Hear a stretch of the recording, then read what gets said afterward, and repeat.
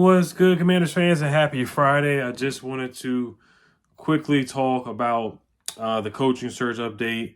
I know I'm a little behind, but I know a lot of stuff has happened as of recent. The whole Jim Harbaugh going to the Chargers, Raheem Morris going to the Falcons, and Canales also going to the Carolina Panthers. And I think that was probably the biggest domino to fall. Because I really feel like it was between us and the Panthers for Ben Johnson. But this is the worst kept secret that Ben Johnson is coming to the Commanders. Boomer Esiason basically says it's a lock. You look at BetOnline, it's like minus 1,000 odds to get for the Commanders to bring in Ben Johnson as the head coach. I feel like others, Benjamin Albright has said that all signs point to Ben Johnson being the next head coach for the Washington Commanders. I mean, everybody has basically said it, so it's like the worst kept secret out there.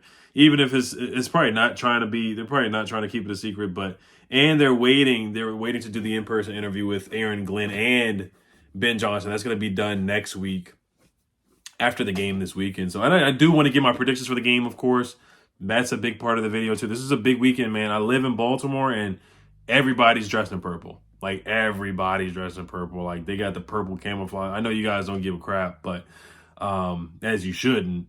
But yeah, it's lit in the city over here. You can feel the energy and the vibes. Like, I can't wait for DC to get back to that. I really wish I could have witnessed that back in the early 90s and late 80s. I know it was probably just like that. The city is electric. You can certainly feel it in Baltimore. Like I said, I'm nowhere near a Ravens fan at all. But yeah, Raheem Morris going to the Falcons. Harbaugh going to the Chargers. Canales going to the Panthers from the Buccaneers. Did a good job with Baker Mayfield this past season. So they're definitely trying to get a young guy in there. And then Gerard Mayo going with the Patriots. And then Bill Belichick, man, it looks like he's not going to be picked up by anybody. I don't think he's going to be picked up by anybody. And, I'm not really, I never advocated for Bill Belichick to be the coach here at all. But it looks like not even the Seahawks. I don't even think they're going to take him. Antonio Pierce going to the Raiders as well. Brian Callahan going to the Titans. Mike Vrabel is still available, but we haven't really had much interest in him. Now, the big thing is the wild card I brought up was Dan Quinn. I talked about Dan Quinn earlier. I know nobody wants Dan Quinn. I'm not banging on the table for Dan Quinn. He has another interview, an in-person interview coming up with the Commanders next week.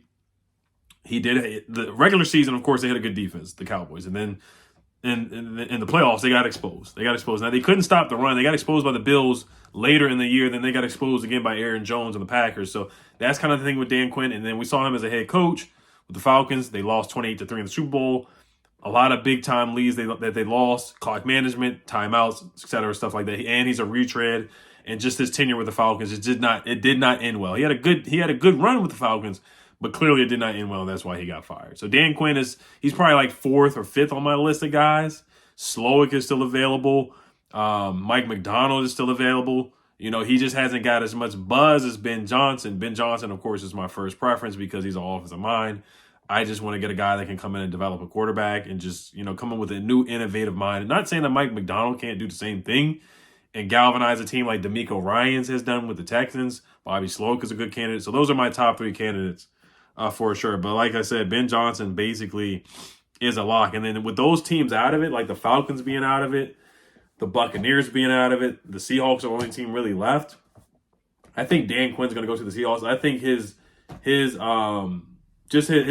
personality and the way that he coaches football, I just think he would be a good fit with the Seahawks. And we're looking for a young, innovative guy. Kind of just a pair with Adam Peters that's a young, innovative guy.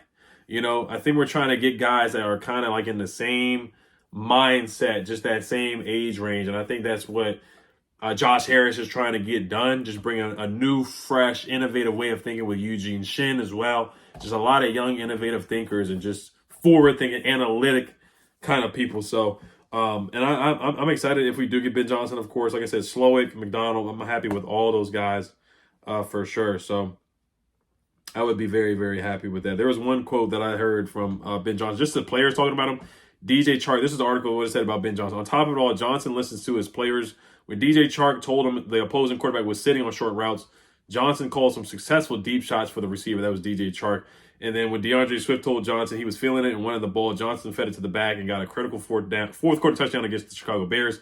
And when Taylor Decker came to the sideline and said an opponent couldn't stop the wide zone, Ben Johnson called the play to Decker's side 5 times in a row to seal a victory. So it just shows that Ben Johnson listens to his players.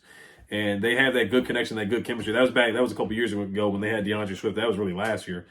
Taylor Decker and DJ Chark. And sometimes you have coaches that just don't listen to their players. Eric Bieniemy and the players, they just couldn't see eye to eye. That's why they're not endorsing him for the next head coach. They just didn't. And Ben Johnson's a guy. I love hearing that. I love when you hear guys listening to their players and getting them the football and getting your playmakers the football. That's something we just didn't have this year.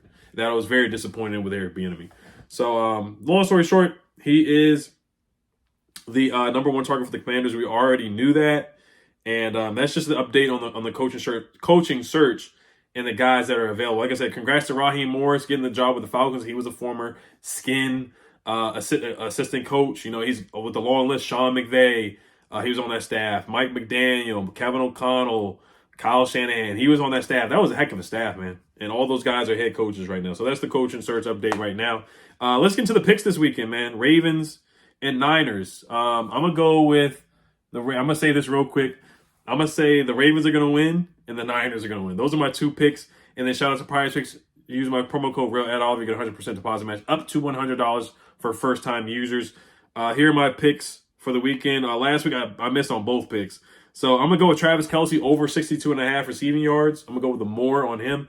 And then Amon-Ra St. Brown, 85.5 receiving yards. I'm going to go with the more on him. Travis Kelce, I mean, it's in the playoffs. You got to go with the over on him. Last week, he had a heck of a week and had 2 touchdowns. I would go on the more for his touchdowns as well, just to get at least 1 touchdown. And then Amon-Ra St. Brown against the Niners defense. I think they're going to be playing from behind a little bit. I do think it's going to be a close game. But this is a game where Amon-Ra is going to have to step up and get some big yards. You're going to have to get at least 90 yards for them to win. And the Niners, they do give up yards through the air. A lot of big time wide receiver ones. They give up big plays to those guys, like Jordan Addison for the Vikings. He had a big game against the Niners. AJ Brown had a big game against the Niners as well. A lot of teams, they play from behind against the Niners, and the Niners give up a lot of passing yards. I'm trying to look at the stats, but it's hard to go against Amon-Ra St. Brown. It's hard to go against Travis Kelce. So those are the picks that I'm having for this week, and I have the Ravens winning and the Niners winning. So, all right, guys, you guys let me know what you guys think. The link's down below in the description. Hello, Commanders. Have a great weekend. Peace.